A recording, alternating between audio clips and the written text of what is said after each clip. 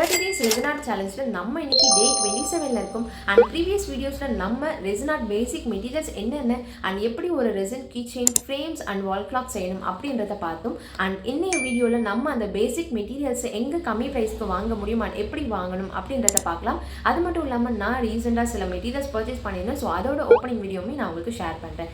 and நீங்க இந்த மாதிரி resin art பத்தின டிப்ஸ் தெரிஞ்சுக்கிறதுக்கு நம்ம பேஜை ஃபாலோ பண்ணி வச்சுக்கோங்க. நான் பர்சனலா இந்த 3 இன்ஸ்டாகிராம் பேஜ்ல தான் resin art மெட்டீரியல்ஸ் பை பண்ணுவேன். So first Tulsi resin store, then அடுத்தது கிராஃப்ட் பாக்ஸ் 90, தென் அடுத்தது resin raw material. So Tulsi resin store and craft box 90க்கு உங்களுக்கு வெப்சைட் இருக்குது, நீங்கள் அதில் போய்ட்டு ஆர்டர் ப்ளேஸ் பண்ணிக்கலாம். பட் ரெசின் ரா மெட்டீரியல்ஸ்க்கு உங்களுக்கு வெப்சைட் கிடையாது. நீங்கள் அவங்களோட இன்ஸ்டாகிராம் பேஜில் டிஎம் பண்ணிங்கன்னா அவங்க ஃபர்தரான டீட்டெயில்ஸ் உங்களுக்கு சொல்லுவாங்க. ஸோ நீங்கள் அதில் போய்ட்டு ஆர்டர் ப்ராசஸ் பண்ணிக்கலாம். நமக்கு கம்மியாக கிடைக்கும் அப்படின்ற மாதிரி.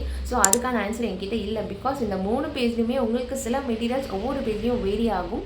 அதனால நீங்கள் எந்த மெட்டீரியல்ஸ் வாங்க போகிறீங்களோ ஸோ அதோட டோட்டல் உங்களுக்கு எங்கே கம்மியாக கிடைக்குதோ அதை நீங்கள் கன்சிடர் பண்ணி மெட்டீரியல்ஸ் பர்ச்சேஸ் பண்ணிக்கலாம்.